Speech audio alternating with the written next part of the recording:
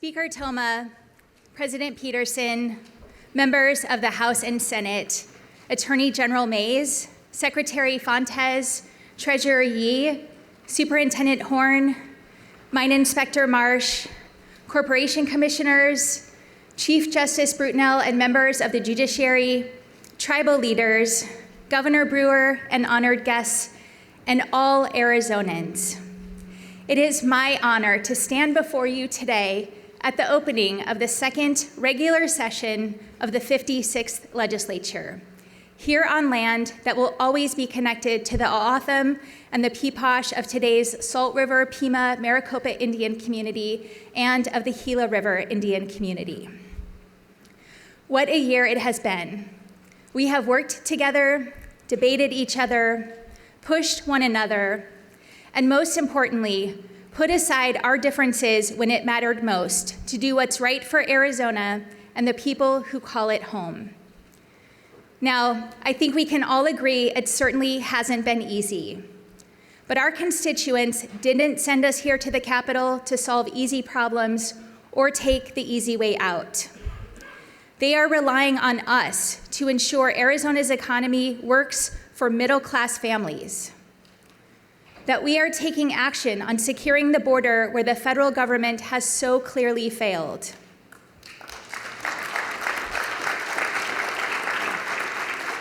that we continue creating good-paying jobs for working-class Arizonans, that we help lower costs on everyday items, that our water future is secure, that our schools are safe and places of opportunity, that healthcare is accessible for those who need it and when they need it, and that our rights and freedoms are protected.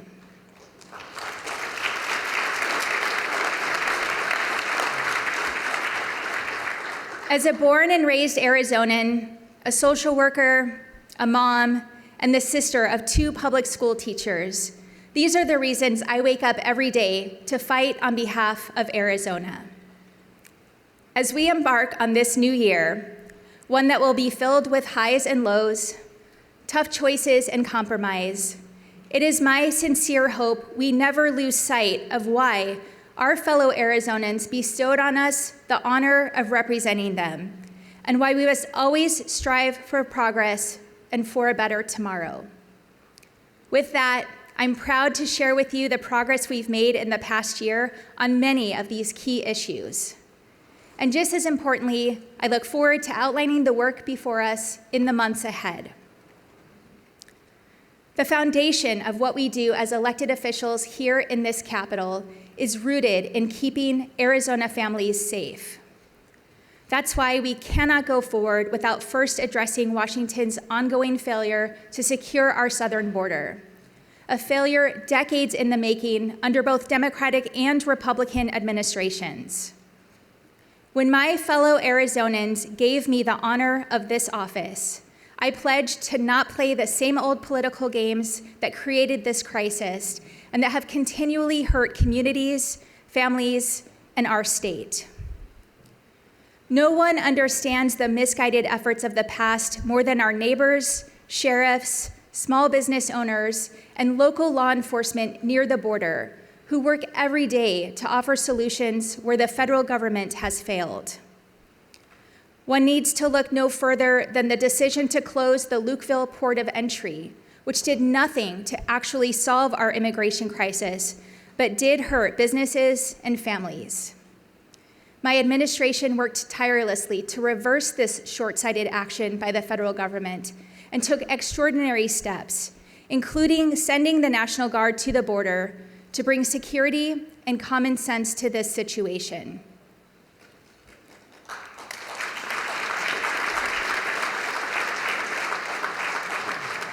Day in and day out, I hear from leaders on the border who need support because they are stepping up where the federal government can't or won't.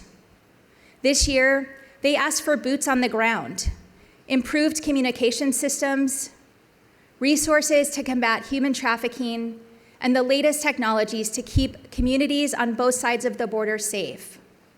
And I delivered. By refusing to waste money on cheap political stunts, we awarded over $84 million to help border communities manage the massive influx in migrants.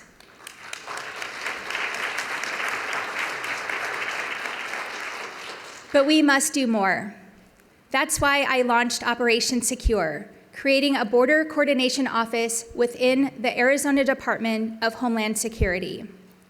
This session, I'm seeking ongoing funding to better coordinate our border response and continue fighting this humanitarian, economic, and enforcement crisis.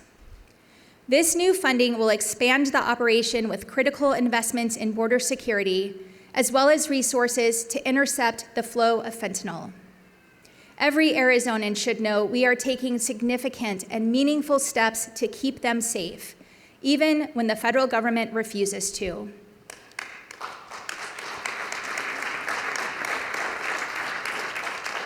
These investments will strengthen law enforcement efforts, raise awareness through an education campaign, and expand harm reduction and treatment services, particularly in rural areas. Together, let us continue to find real solutions, support law enforcement, first responders, and community leaders who are on the front lines of this issue, and push Washington to do its job to secure our border.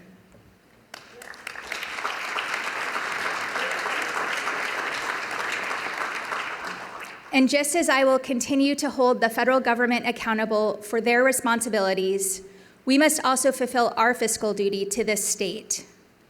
We face an approximately $850 million shortfall between this fiscal year and the next. And make no mistake, it will take all of us working together to solve this gap without harming Arizonans.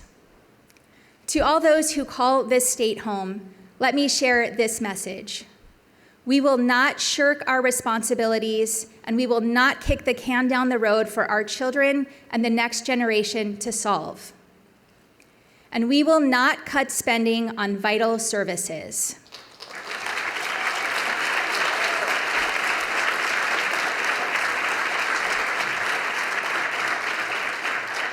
To those in this chamber today, the people of Arizona are counting on us, and we will not let them down. Let us find common ground, focus on real solutions, and strengthen our state's balance sheet. You will see the details on how I plan to address this gap when my budget is released later this week. We will rein in wasteful spending without sacrificing public safety and public education. We will establish guardrails on unaccountable programs without hurting hardworking families.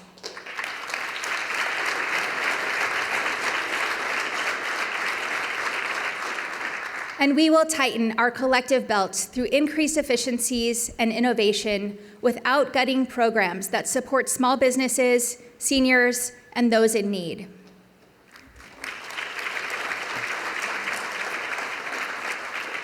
I look forward to working with leadership and members from both sides of the aisle in the months ahead to get the job done.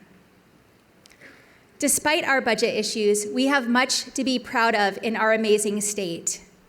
Nowhere is it more apparent that the state of our state is ascending than in the unprecedented strength of Arizona's job market and the record investment in our economy. Let us celebrate that today, more Arizonans are employed than at any point in our state's history.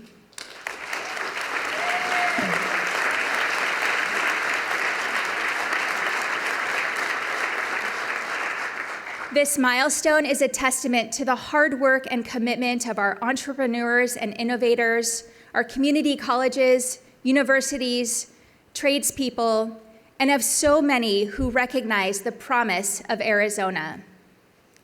Just as impressively, our state has attracted $32 billion in foreign investment, more than California, Texas, or any other state in the nation.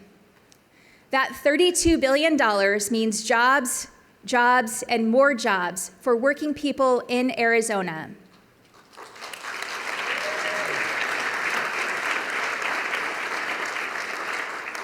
We created over 56,000 jobs in 2023, and we're just getting started. Arizona leads the way in attracting the high-tech and advanced manufacturing businesses that are building our nation's future. I'm proud to say these achievements were possible because of partnerships between the public and private sectors. We should applaud the chambers of commerce and economic development groups across the state, and most particularly, the Arizona Commerce Authority, for their tireless efforts to attract new, high-quality jobs that can be life-changing for families and transformational for communities. With this continued success, there's no question we must pass continuation of the Arizona Commerce Authority.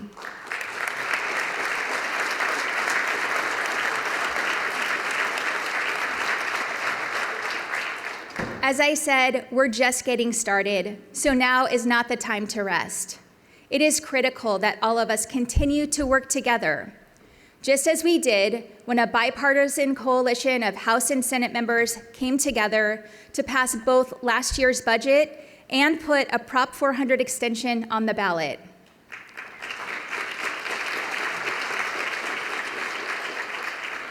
Rather than letting partisan politics prevail, we stood together, helped ensure the continued success of our state, and enabled more Arizona families to prosper. That's the power of finding common ground and doing what's best for the people of this state. And make no mistake, I will always put the people of Arizona first.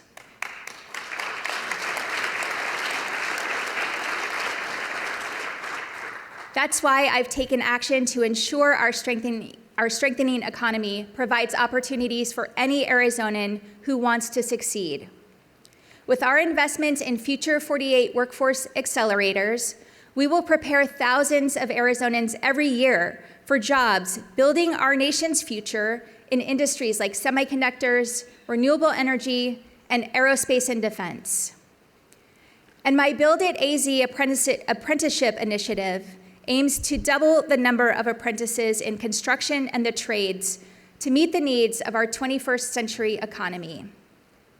It's these programs, along with a strong higher education system and access to childcare, that will ensure more Arizonans have the ability to get a good job that supports themselves and their families.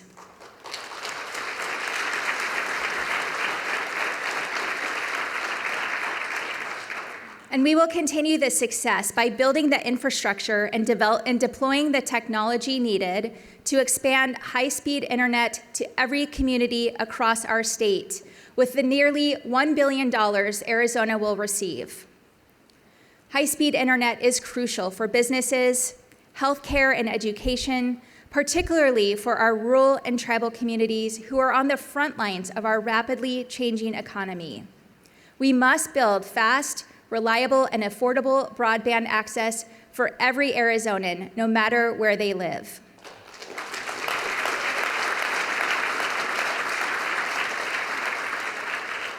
As you can see, our state's economy is strong, and its opportunities are abundant. However, we cannot ignore the fact that for Arizonans across all age, color, and geographical boundaries, our housing affordability crisis has erased feelings of prosperity for too many.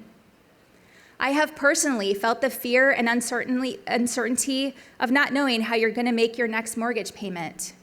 That's why I will always fight just as hard for your family as I fought for mine. And I will never stop working to find solutions to the housing affordability crisis.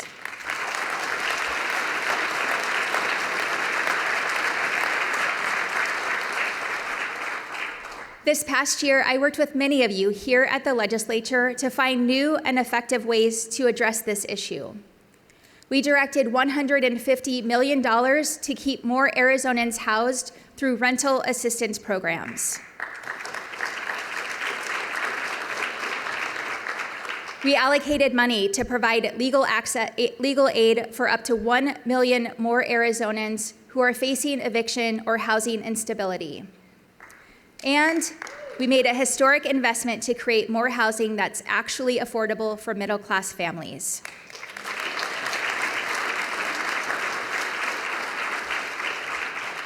Further, we accelerated the awarding of low-income housing tax credits that enabled the Arizona Department of Housing to maximize the building of affordable housing across the state. This particular effort led directly to 15 new affordable housing developments, half of which are in rural communities.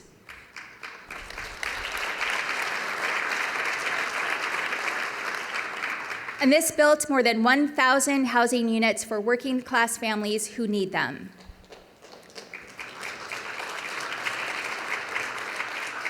These actions should only be the first of many we take to help ensure longtime residents, young professionals, and middle-class Arizonans are protected from being priced out of the communities and state they love. I was born and raised in an Arizona where a middle-class family could buy their own home, and that should be the reality for the next generation too. But to make it so, we must take action. That's why today I am announcing the Arizona is Home Mortgage Assistance Program.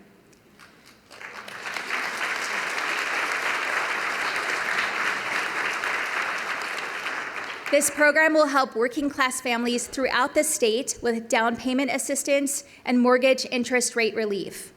That means a family of 4 living in Phoenix, making up to $75,000 a year, will have the opportunity to purchase a quality, affordable home.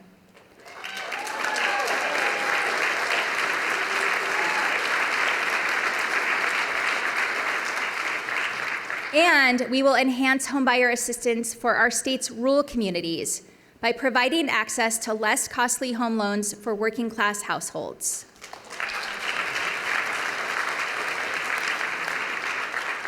These are good, tangible steps to creating access to housing at affordable prices, but they alone will not solve the crisis across our state.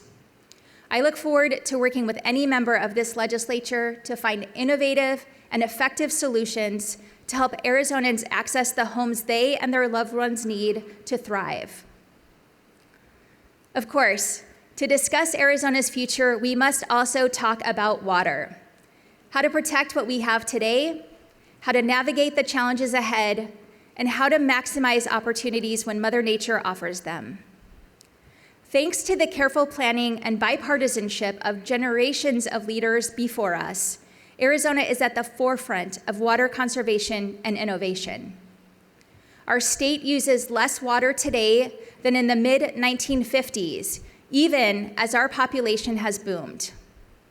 However, just because we've been successful in the past does not mean we can relax about the future. We can reject the doomsayers, but we must always have open and honest conversations about our water resources, not shy away because they can be difficult.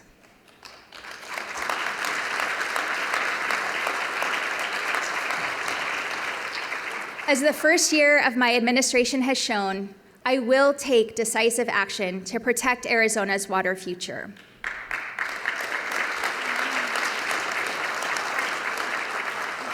Before this chamber last year, I highlighted a corporation pumping groundwater in La Paz County with essentially no oversight. After I sent investigators and found they were in violation of their lease, I ended it.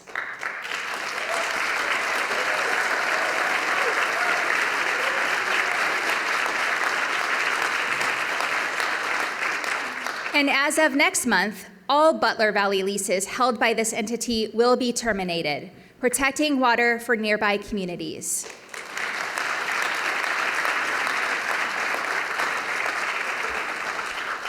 I will continue working with everybody, farmers and agricultural interests, urban and rural communities, local and regional entities, to find the solutions we need to ensure our water future is secure for tomorrow and for generations.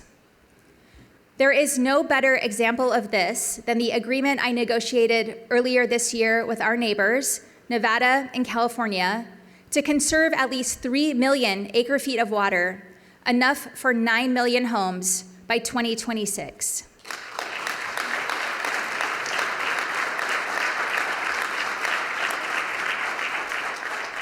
With this historic agreement, we stood up to the federal government's egregious plan to slash Arizona's water, and we safeguarded our natural resources.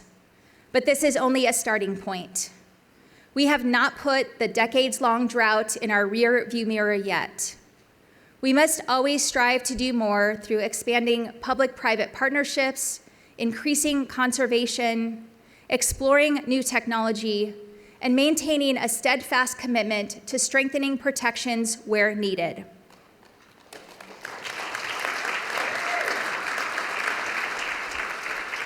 The Bipartisan Water Policy Council I created last year, comprised of water leaders from across the state with a wide range of experience, has embodied this spirit with a series of common sense recommendations to secure our water future.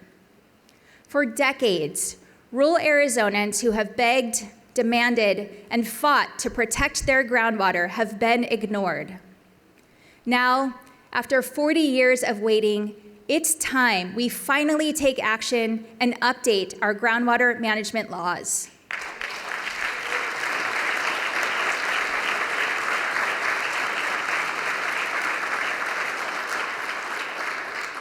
That's why we must have the courage to take action where others haven't and empower rural Arizonans to have a say in how their water is used. And for too long, we have allowed development that skirted our smart and common sense consumer protections for water availability. We must close the loopholes that allow build-to-rent and wildcat developments.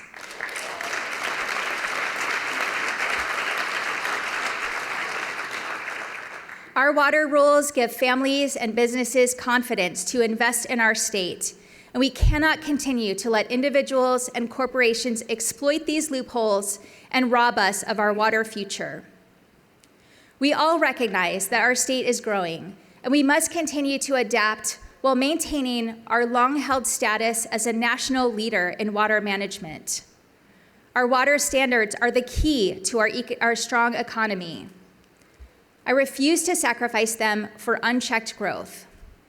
But I will continue in Arizona's bipartisan tradition of growing our economy while protecting our state's most precious resource. In that vein, I have directed the Arizona Department of Water Resources to finalize a new pathway for water providers and communities who have historically relied on groundwater resources. This new alternative designation of water resources program will provide an opportunity for these entities to achieve a 100-year assured water supply by contributing new water sources and reducing groundwater pumping, which will help ensure our future growth is both smart and sustainable.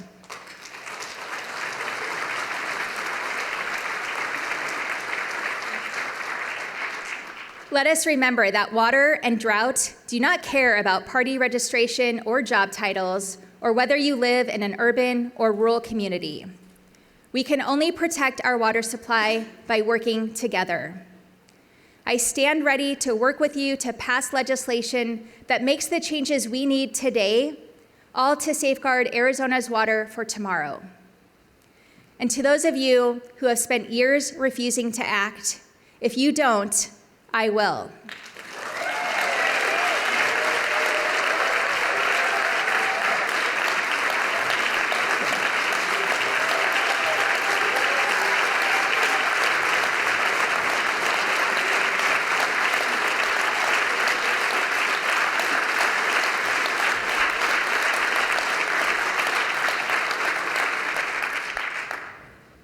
I was born and raised in Arizona, and I chose to raise my family here. My kids attended public schools, and I'm the sister of 2 public school teachers. I know what having a high-quality public education can mean to millions of Arizonans. But sadly, we too often fall short. We must continue investing in our public schools to ensure Arizona truly is the best place to raise a family. So I applaud the bipartisan group of legislators who did the right thing to pass an override to the aggregate expenditure limit, providing certainty that schools would stay open and kids would continue learning.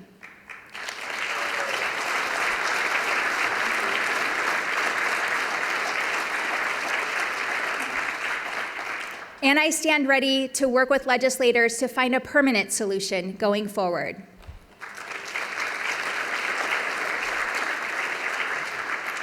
In addition to the AEL override, we also worked together to find bipartisan solutions to further support our public schools, including a $300 million infusion for K-12 schools.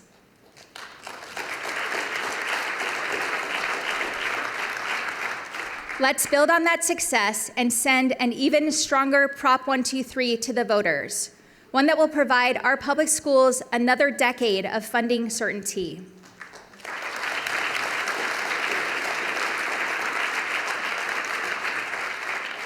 Without question, we must give teachers a raise.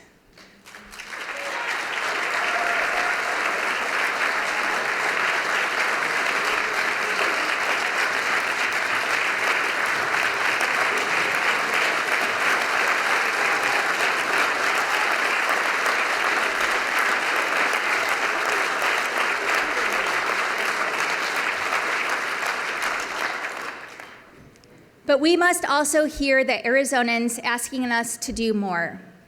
Let's take this opportunity to increase compensation for teachers and the support staff who are all critical for student success.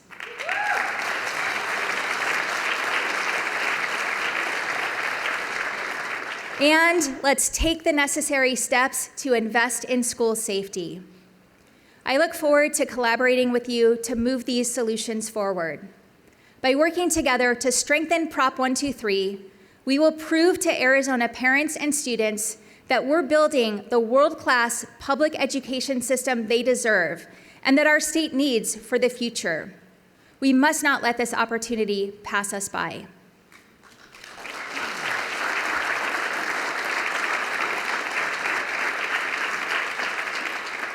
In this upcoming session, we must also address the long-term health of our K-12 schools, which means we must address the lack of accountability and transparency in Arizona's ESA program.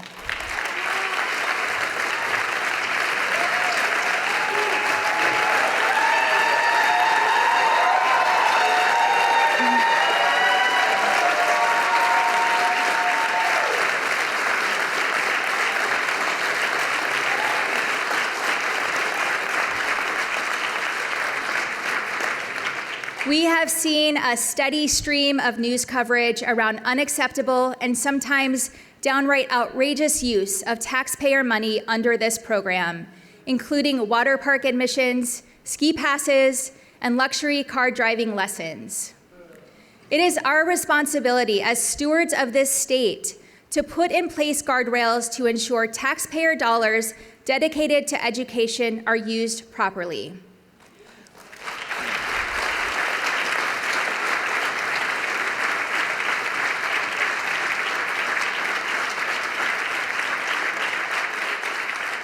Without these guardrails, waste, fraud, and abuse take root and thrive.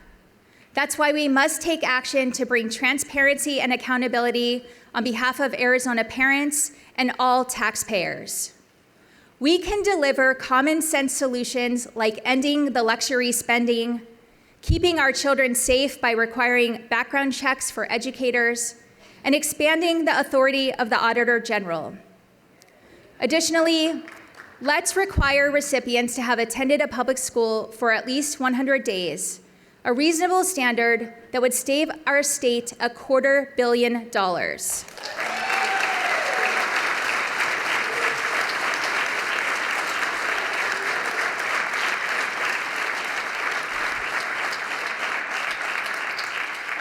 My message to parents across Arizona, whether your family takes part in this program or not, now is the time to advocate for accountability and transparency, not a blank check.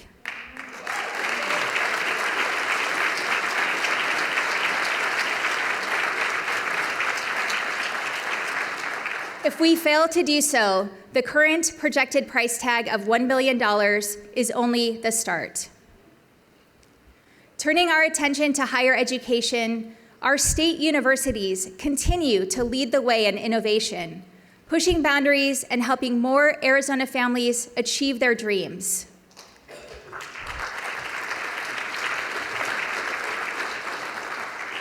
This can be seen in our AZ Healthy Tomorrow initiative, which will produce over 2,500 more healthcare professionals every year. Working together, we will create a new generation of doctors, nurses, and healthcare professionals while offering communities across our state badly needed access to healthcare.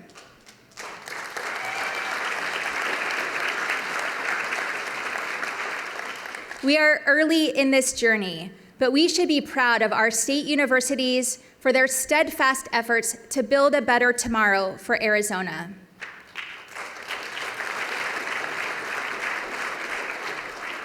I'm calling on this legislature to work with me to begin a new engineering-focused medical school at Arizona State University.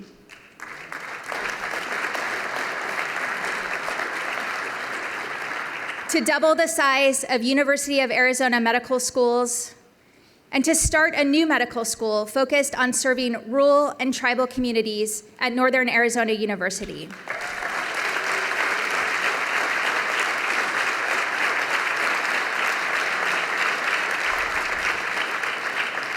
As someone who had to work my way through college and who wouldn't be here today without the help of scholarships and financial aid, ensuring that higher education is attainable for any Arizonan who wants it is personal to me.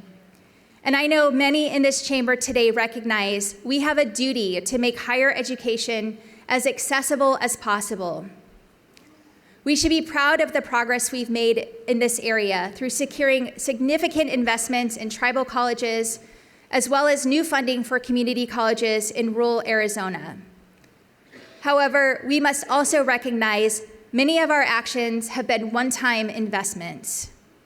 We must seize the opportunity as our budget outlook improves in future years to strengthen support for efforts such as scholarship programs for students from low-income households, programs that provide students the opportunity to earn college credits while still in high school, and other initiatives that offer students the chance at a better future through education.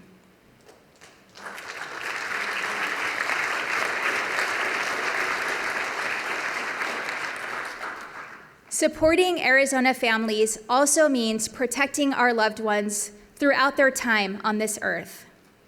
No doubt, there are many wonderful facilities providing high-quality care for our fellow Arizonans.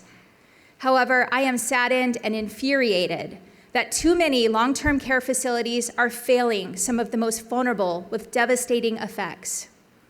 Physical and mental abuse, neglect, exploitation, and poor quality of care have severely hurt, and in some tragic cases, led to the deaths of too many Arizonans. And what's the penalty in these cases? A $500 fine. This is unconscionable, and as leaders in this state, we should be outraged. We should also be outraged at the separate but just as infuriating sober living home scandal that ruined countless lives and cost taxpayers hundreds of millions of dollars.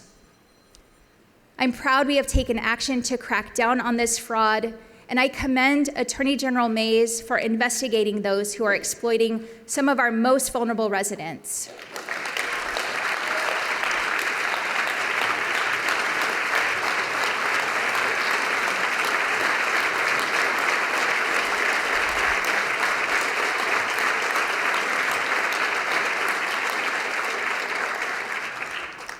The individuals behind these scandals will be held accountable, but it is also apparent we need to provide additional tools to go after bad actors who take advantage of those in need.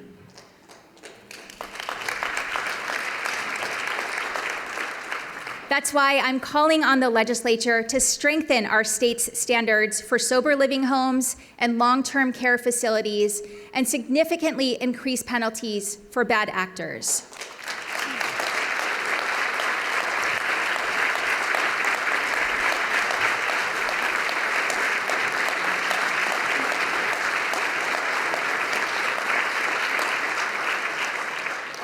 I am putting forward a package of bills that will ensure facilities cannot hide behind or erase their violation history.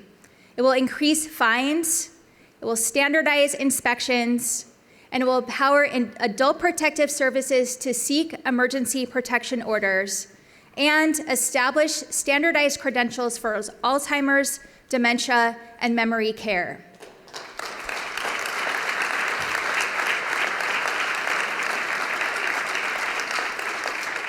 Protecting Arizonans in long-term care and sober living facilities shouldn't be a partisan issue. Let's work together to support this legislation and continue to seek solutions so we can ensure every resident can live in safety, free from neglect and abuse.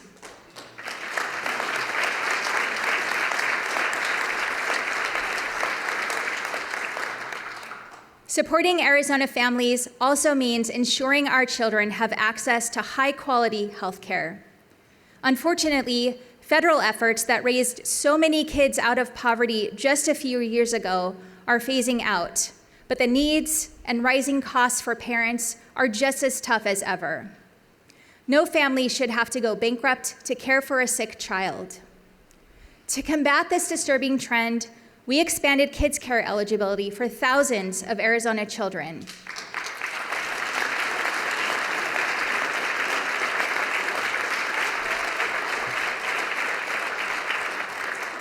Enabling them to receive the care they need, whether it's routine checkups or life-saving procedures, without forcing their parents into mountains of debt or heartbreaking GoFundMe campaigns.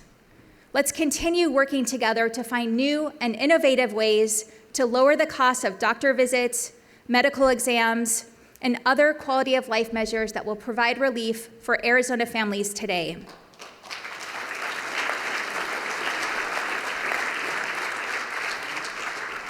Another area where we can provide relief and make a huge difference in the lives of Arizona families and seniors is by driving down the price of prescription drugs.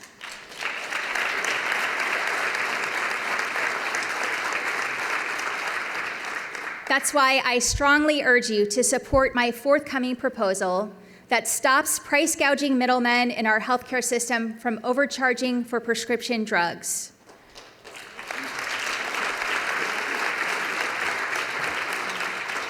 Requires justifications for price increases so Arizonans aren't hit with surprise costs, and establishes the new Prescription Drug Affordability Division, which will cap prices on commonly used drugs like insulin and prevent outrageous price hikes.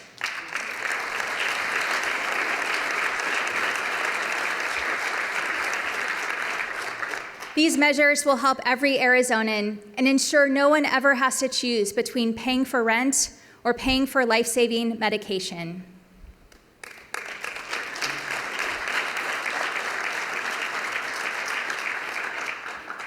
I believe that fighting for Arizona families is the foundation of what we do as elected officials.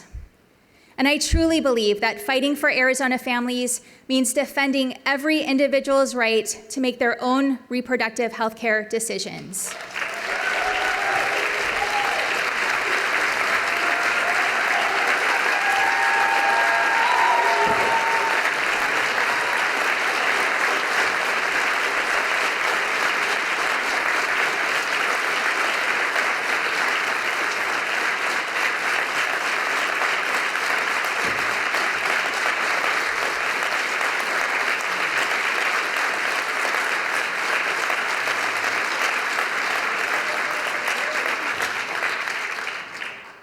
I speak for millions of Arizonans with a clear message.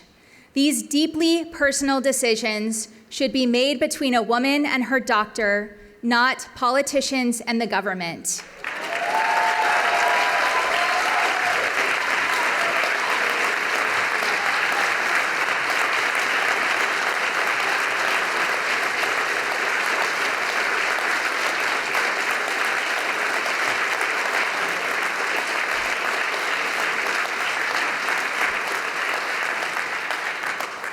I will always defend Arizonans' freedoms, and I refuse to back down in the face of those who want to criminalize doctors and outlaw abortion.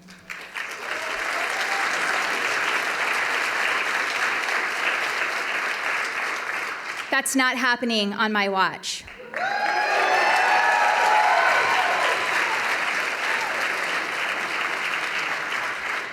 Instead, there are common sense bills we can pass right now that will expand access to reproductive health care. Arizonans across the political spectrum agree that we should repeal the 1864 abortion ban once and for all.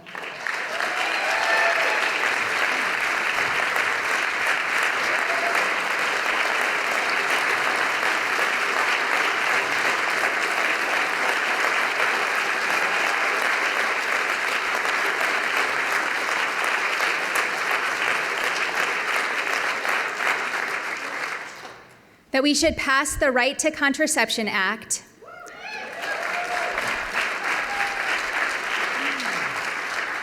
and we should stop government overreach that invades women's privacy by collecting and publishing data on every abortion in Arizona.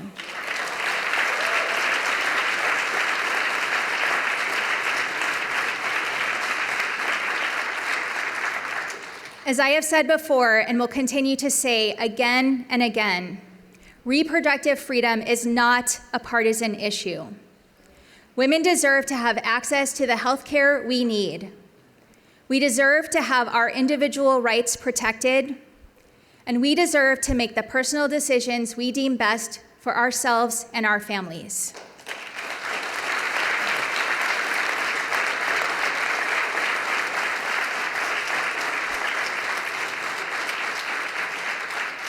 Now is the time to do what's right. Now is the time to pass these critical policies. Now is the time we stand up for Arizona families.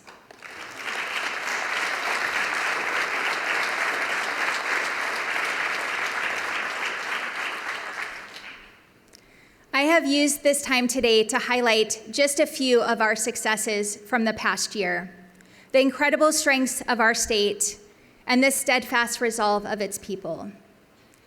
And we have started what should always be an honest discussion about the significant issues, choices, and opportunities that stand before us. As we go forward into this legislative session, let us always remember why we are here and what binds us together as Arizonans. We are bound by our love for this state, from its beautiful forests and mountains to its breathtaking vistas and stunning natural beauty. And we are bound by our responsibility to ensure every person who calls this place home has the opportunity to succeed today, as well as the generations who follow us. My promise to you is that I will never lose sight of why we are here. And I'm confident that what binds us together gives us the strength to overcome any challenge. Thank you for supporting your fellow Arizonans and for working to make this the greatest state in our nation. God bless Arizona, and let's get to work.